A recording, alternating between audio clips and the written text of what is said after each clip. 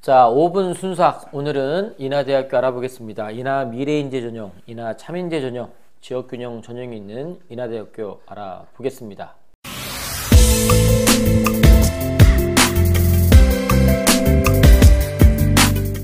2023학년도 인하대학교 대입 전형의 변화를 알아보겠습니다. 수시, 정시의 비율이 약간 조정이 되어 있는데 수시가 약간 줄고 정시가 약간 늘었습니다.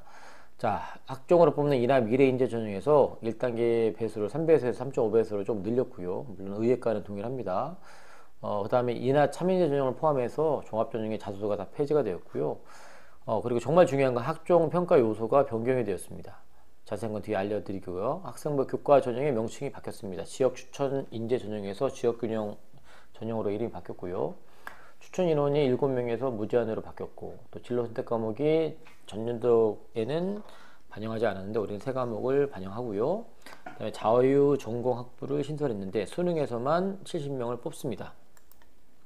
자, 교과 전형 알아보겠습니다. 지역균형 전형 이름 바뀌었다 그랬죠. 401명 뽑고요. 전년 대비해서 한 5자리 이내로 줄었고요.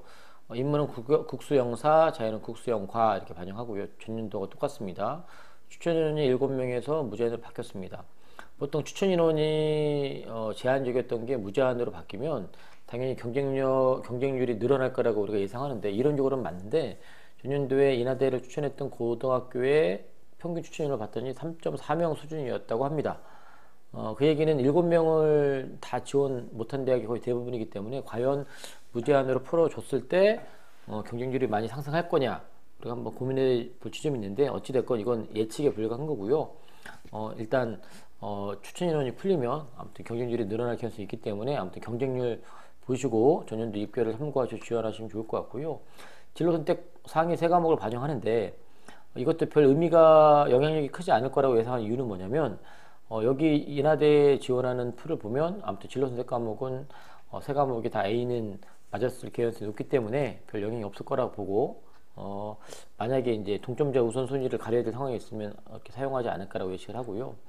수능 최저가 전년도하고 동일합니다. 인문제는 둘 다 2합 5고요. 의예과는 3개 각 1등급이고 여기는 3국과 하나라면 의예과는 3국 2과목이라는 차이가 있죠.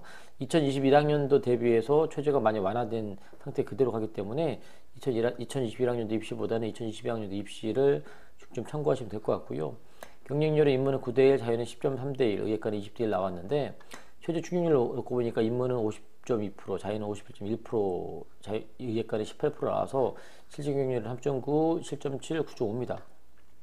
2021학년도 대비 2022학년도는 그 교과 전형에서 모집 인원이 상당히 줄었습니다.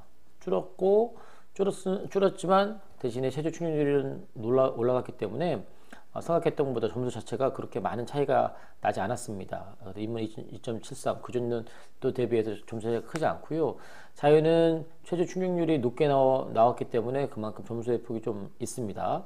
그래서 보통 인문 자연이 이렇게 평균 등급이기 때문에 아마 70% 최저까지 하면 좀 더 떨어질 가능성이 있겠죠. 자, 종합전형은 두 개를 운영합니다. 인하 미래인재 전형과 인하 참인재 전형 전형하는데 인원수가 905명, 298명입니다. 자, 메인 전형이 인하 미래인재 전형이고 단계형으로 진행되는데 앞에서 말했듯이 1배수를 1단계에서 3.5배수를 뽑습니다. 배수가 늘었다는 얘기는 그만큼 면접에서 뒤집힐 가능성이 있다는 얘기고요. 면접이 30% 반영합니다. 인하 참인재 전형은 서로 100으로 뽑는데 이제 두 전형의 가장 큰 차이가 뭐냐면 일단 기초, 진로, 공동체 역량 이 3개로 올해부터 평가 요소가 바뀝니다. 지성, 적성, 인성 종합이었던 게 기초, 진로, 공동체 역량으로 바뀌는데 인하 미래인재 전형 같은 경우는 진로 탐구를 45% 반영합니다. 이전에 전공 적합성 또는 계열 적합성의 개념이기 때문에 얼마큼 전공 관련된 부분에 노력을 많이 했냐, 탐구 역량이 있느냐가 가장 높고요. 그에 반해 인하 참인재 전형은 기초 학업 능력, 역량을 제일 높게 봅니다. 쉽게 말해서 내신 성적이 우수한 학생들이 좀 더 유리할 수밖에 없는 구조죠.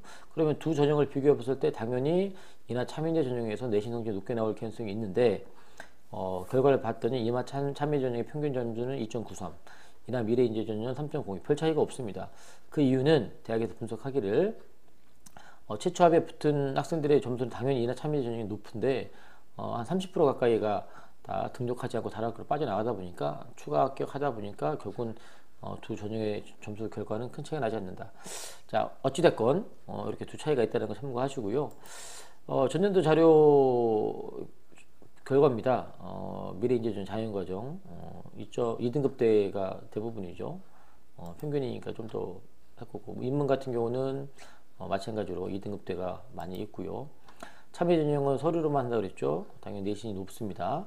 과마다 약간 다르겠지만 이나 미래인재조보다는 좀 더 높게 형성이 된다고 볼 수 있겠고, 인문도 마찬가지고 학과마다 3등급 초중반까지 가는 학과들도 있고요. 교과전형 같은 경우는 인문은 2.7등급, 자연은 2.4등급 평균이 그랬으니까 2.5등 안쪽에 많이 형성되고, 인문 같은 경우는 2.5에서 2점 후반 등급 점수가 많이 형성이 됩니다. 이렇게 아무튼 인하대학교 알아봤습니다. 인하대학교 전년대하고 변화된 부분이 있기 때문에 참고하셔서 지원하면 되겠습니다.